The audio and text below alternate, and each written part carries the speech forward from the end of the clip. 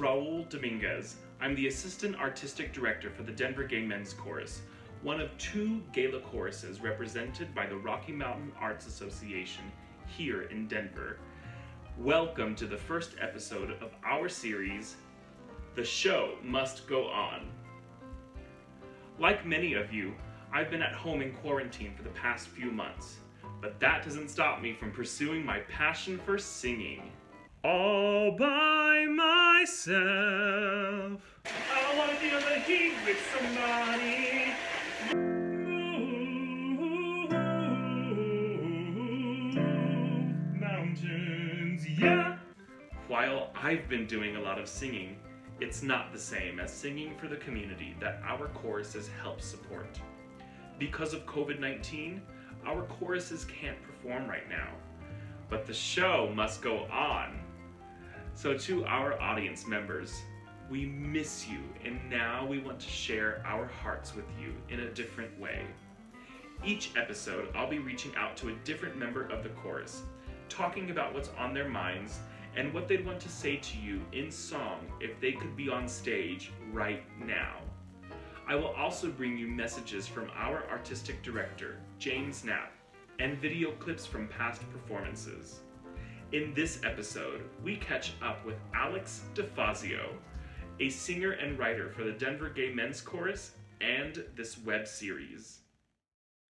Hello, Alex. Welcome to The Show Must Go On.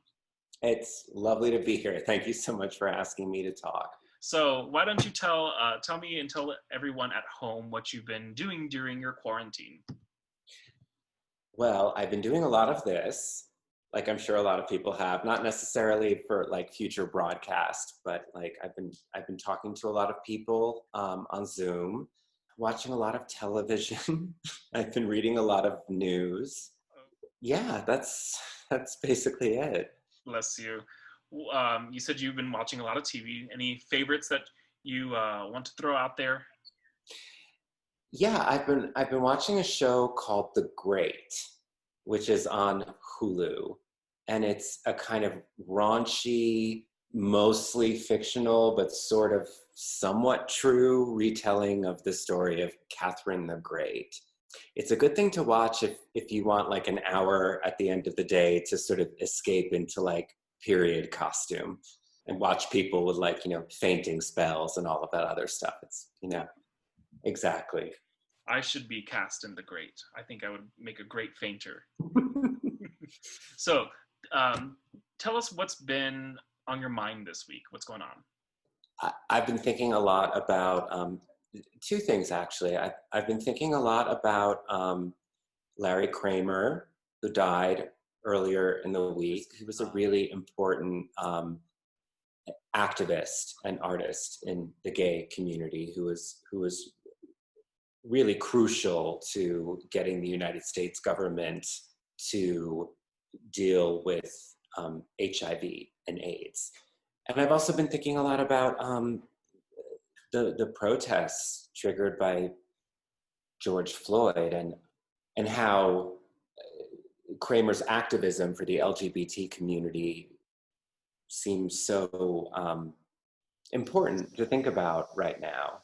But I've also been very inspired by the protesting I've seen, the camaraderie, the conviction, and really just participating in something that's so important. Such a pivotal moment in history for sure. And yeah. So important to keep that hope for a change alive, for the love to triumph over hate in this instance. Yeah, and we have a lot of, or at least several members of our chorus who are participating in protests, who are bringing water and medical supplies to various parts of the protest in the Capitol in case anybody needs them. It's really inspiring. So as we conclude on the subject, just going back to Larry KRAMER, are there any works that you could recommend to our listeners about Larry KRAMER? Yes, I would recommend the film that he wrote, for which he was nominated for an Academy Award. It's called Women in Love. I believe it was released in 1969. It's an adaptation of a D.H. Lawrence book. There's also HBO a couple of years ago produced a film adaptation of KRAMER's play, The Normal Heart, which is exceptionally important. He also wrote a really controversial novel, but if you're interested in something controversial, the novel is called Faggots, and with a title like that, yeah, it's controversial.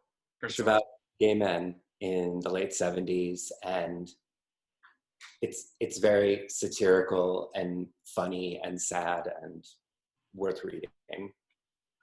Great, thank you. I'm sure we could definitely gain some insight from that last one as well. So our final question tonight on the topic of singing, missing the stage, missing performing, especially for the community that we've come to love so much. If you could be on stage right now, what would you want to sing? Prior to COVID-19 making it impossible for our chorus to perform, we were going to do a concert of Motown songs and songs influenced by Motown songs. And one of the songs that the chorus was going to be doing was Think by Aretha Franklin. And I would love to be singing that song right now, because it's a serious song. Its themes are dead serious, right? About recognizing another person's humanity, recognizing the consequences of being cruel and unthinking in your relationships with other people. But it's also this song just sort of radiates promise and radiates the potential for change. And I think it'd be wonderful to be able to sing that right now. I just find it a great source of hope, especially being, sort of cloistered away inside all the time. It's nice to feel that really powerful sense of hope. Well, Alex, thank you for joining us tonight on The Show Must Go On. And we are signing off and moving on into our musical offering. Take it away, James. Hello, everyone. My name is James Knapp, and I am the Artistic Director of the Denver Gay Men's Chorus. As you can imagine, the Denver Gay Men's Chorus is heartbroken and furious about the murder of George Floyd and the violence against Blacks and all people of color. The events of this past week have again shined a light on the systemic inequities that exist in our country today and how much work there is still yet to do. Although we cannot begin to fully understand the depths of despair and anger in the Black community, we understand what it means to rise up and push back against a culture that tells us we are less than, that our lives don't matter. 51 years ago, the LGBTQ community rose up and said no more as the Stonewall riots raged for 5 days in the West Village of New York City. This was the birth of the LGBTQ movement. On this first week of Pride Month, remember that the first Pride was a riot started by trans people of color, who we thank to this day for saying no more. Our selection this week has Gotta Get Down to Downtown from Quiet No More. This was in celebration of the 50th anniversary of the Stonewall riots last year and was commissioned by over 20 LGBTQ choruses. The Denver Gay Men's Chorus and the Denver Women's Chorus performed this 7 times, culminating with a sold-out performance in New York City at Carnegie Hall the day before the 50th anniversary. There were over 600 performers on stage from around the country. Now imagine 51 years ago at the Stonewall Inn in the early hours of June 28, 1969. The mood quickly shifted from campiness to curiosity, concern, and then anger. That night, a boiling point was reached in response to the repeated harassment and abuse by police on the patrons of this notorious gay bar in the West Village.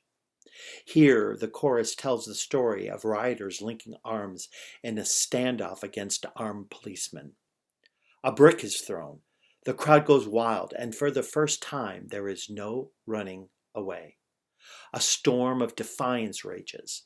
In a cacophony of sound, the chorus recounts the excitement, chaos, tension, danger, and the bravery of the riots. "Get your goddamn hands off me. We're not going anywhere," the chorus dramatically sings. And the movement ends with deafening silence, leaving the listener to contemplate what has just happened, the beginning of a movement. For 38 years, our chorus has been committed to social activism, and we cherish a solidarity with all that are marginalized and oppressed. We will always raise our voices, and now more than ever, we are committing to ending systemic racism, homophobia, and those denied justice anywhere. And now, gotta get down to downtown.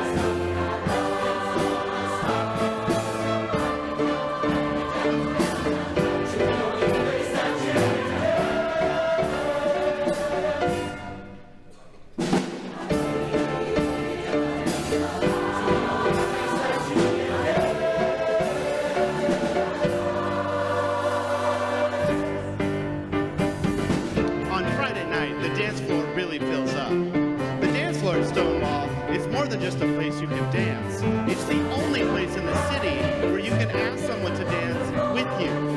And if they say yes, you can hold them close with their head against your chest. And if they say no, you have to slink back to your corner and watch them dance with someone else and wonder why? What's wrong with me? You get to feel your real feelings here. You get to feel lovesick. You get to feel nervous. You get to ache with the longing that the person in front of you is interested in you, just if you have the courage to ask them back. Your heart beats its natural rhythm here.